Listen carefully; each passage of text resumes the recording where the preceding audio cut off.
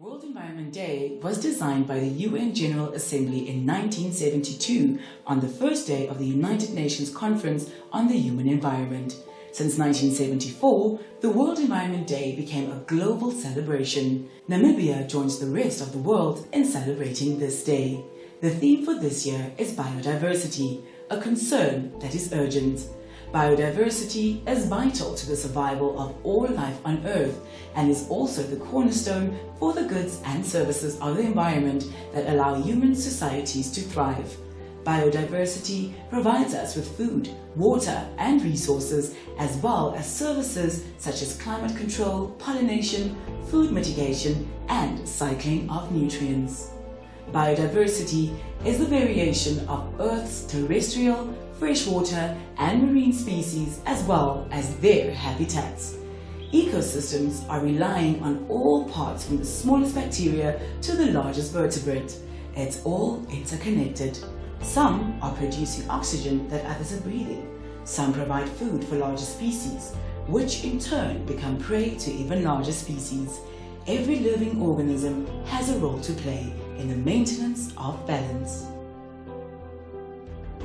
The World Environmental Day was established through the UN system in 1974 with 140 countries signatory to the celebration of the day.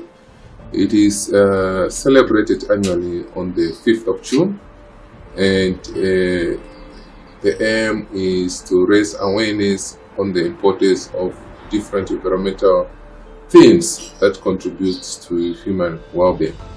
This year's theme is on biodiversity and conservation.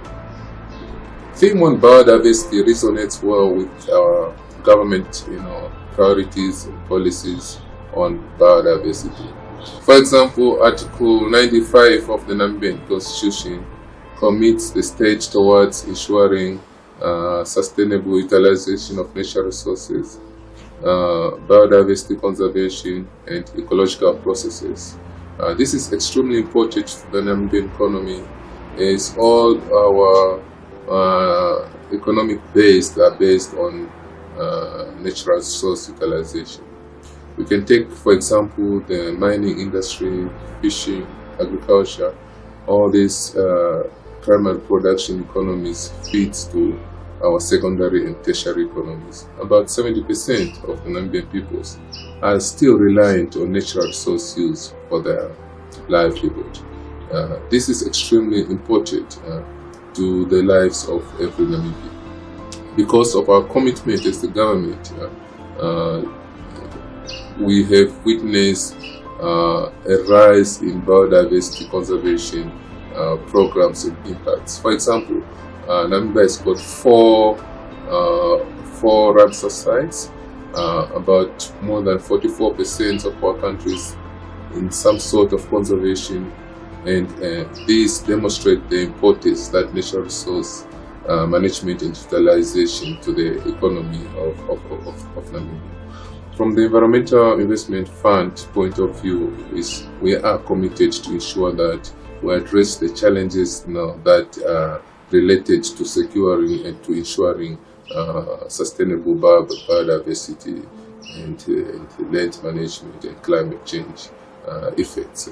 We still face a lot of challenges as a country, from water, land degradation, overutilization of natural resources, etc.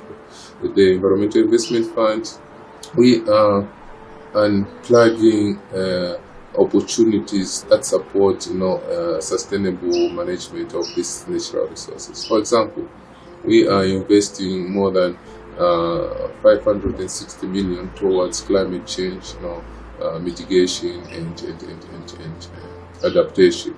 This is through ensuring sustainable climate resilient agriculture in the face of climate change.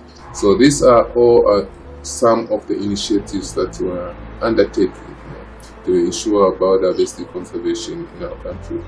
Moreover, towards climate change, we are involved in supporting mitigation actions such as renewable energy financing, as well as contributing to our NDA through emission reductions. We work directly with the community-based organizations that have been put in place by the government in the form of conservancies and community forests. And we also look at other entities that do not directly resort under our mother ministry, the waterborne committees, the grazing committees. We provide direct support to them, capacity building, sometimes also financial resources, which they use to address the problems that they are facing in the areas where they work. We also work at a little bit higher level with the academia and also with young professionals.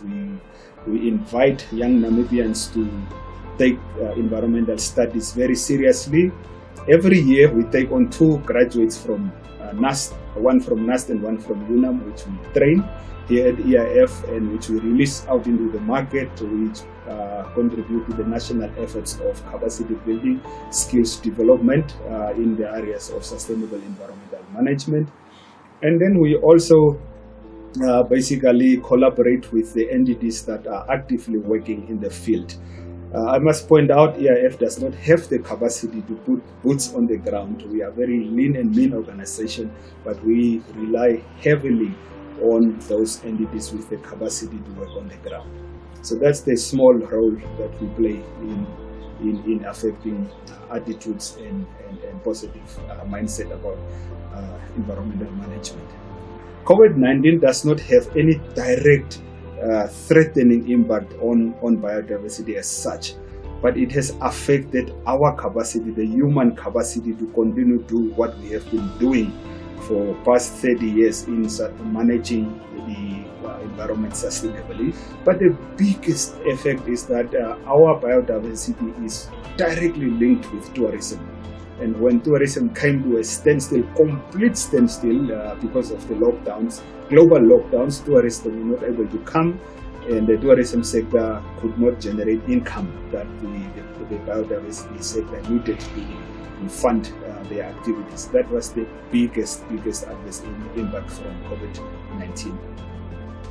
Yeah, fellow Namibians, this is the first World Environment Day that we are commemorating under very trying conditions. Namibia is globally acclaimed and recognized as a leader in biodiversity management, climate change responses, and also our efforts to combat land degradation. Let's not lose hope, and let's continue managing our resources effectively. Above all, World Environment Day offers a global platform for inspiring positive change. It recognizes that global change requires a global community.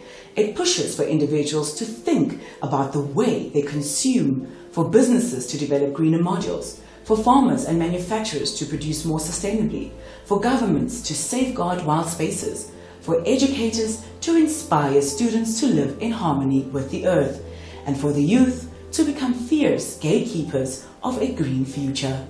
It requires all of us.